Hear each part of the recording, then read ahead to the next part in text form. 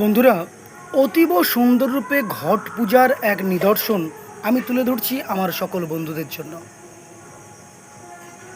এভাবে সাজিয়ে গুজিয়ে ঘট পুজো এক অমূল্য নিদর্শন,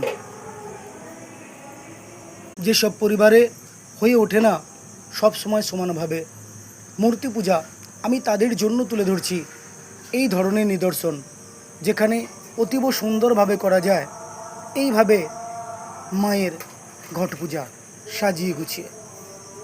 যারা নতুন পূজা পাঠ করছেন তারা এ তথ্য দেখার পর নতুন করে ভাববেন এটাও সম্ভব।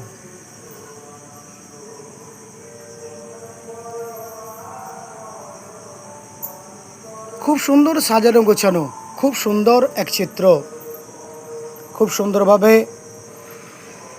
আসন করে নিয়ে ঘট স্থাপন করে নিয়ে মায়ের পূজা সমস্ত